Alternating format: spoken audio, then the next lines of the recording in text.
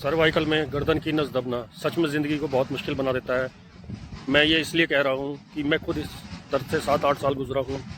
मेरी एमआरआई में नर्व पर दबाव आया था, वो मैं ऑलरेडी आपके साथ शेयर कर चुका हूँ पिछली वीडियो में। और मैं इतना परेशान था कि मैं सर्जरी कराने के लिए पहुँच गया और मैं लगभग 5-6 सर्जन से मिला, लेकिन एक बात कॉमन थी, सभी सर्जन ने मुझे सर्जरी के लिए मना किया। लेकिन मुझे जो बताया गया वो फिजियोथेरेपी, एक्सरसाइज सिखाई, मेडिसिन्स, और मैं ये सब कुछ कर चुका था, तो मेरे अंदर मेडिसिन्स या एक्सरसाइज का हौसला नहीं था। लेकिन फिर एक सर्जन ने मुझे एक ऐसी बात बताई जिसने मेरी सोच बदल दी। मैं उन सर्जन से स्टाफ के रेफरेंस से मिला था और बताकर मिला था कि मेरी कोई सर्जरी नहीं कर रहा है और आप मेरी इनसे सर्जरी करवा दीजिए। जब डॉक्टर साहब ने मेरी सारी रिपोर्ट्स देखी, सब कुछ देखा, और उसके बाद उन्होंने मुझे कहा कि आप किसी अच्छे फिजियोथेरेपी से मिलें और सर्जरी में कॉम्प्लिकेशंस होते हैं, अभी आप चल फिर सकते हैं, सर्जरी में बेड तक जाने का रिस्क है।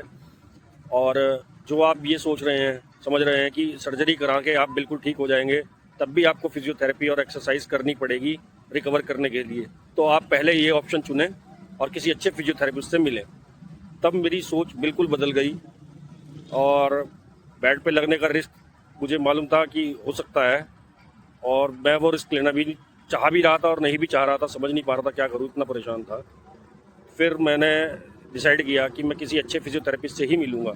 और जब मैं चलने लगा तो डॉक्टर साहब ने एक बात और कही कि मैं आपको फिर भी ये कह रहा हूँ कि आप अगर कोई सर्जरी पैसे लेके कर भी दे तो करवाना मत।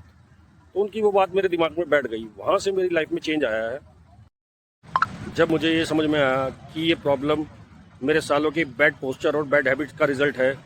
तब मैंने अपनी अप्रोच बदलनी शुरू की। मैंने एक्सरसाइज का तरीका बदला, वेट कंट्रोल किया, डाइट सही की और जोर लगाकर एक्सरसाइज करनी बंद कर दी,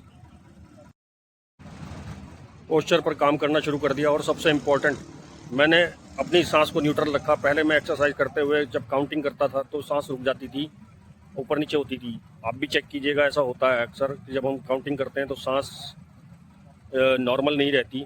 और मैंने अपने दिमाग को बिल्कुल शांत रखा।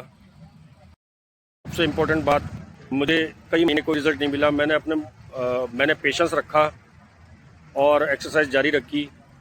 कुछ महीने बाद मुझे कुछ इम्प्रूवमेंट महसूस हुई और वहाँ से एक कॉन्फिडेंस डेवलप होता है कि हाँ, अब मैं ठीक हो जाऊँगा। आज मुझे एक्सरसाइज करते हुए लगभग 10 महीने हो गए हैं। पहले मैं दिन में 2 बार एक्सरसाइज करता था, अब मैं दिन में 1 बार एक्सरसाइज करता हूँ और मैं काफ़ी कर रहा हूँ, नॉर्मल लाइफ जी पा रहा हूँ। मैं डॉक्टर नहीं हूँ, मैं एक पेशेंट हूँ। मेरी बताई हुई कोई भी बात आप फॉलो करने से पहले अपने डॉक्टर से कंसल्ट कर लें। अगर आपके डॉक्टर ग्रीन सिग्नल दे दें तो मैं अपने आप को बहुत अच्छा समझूंगा कि मेरी वजह से किसी का भला हो सकता है। इस वीडियो का मकसद केवल इतना है, जो मैंने सालों में सीखा है वो किसी को शायद पहले समझ में आ जाए और उसका समय बच जाए।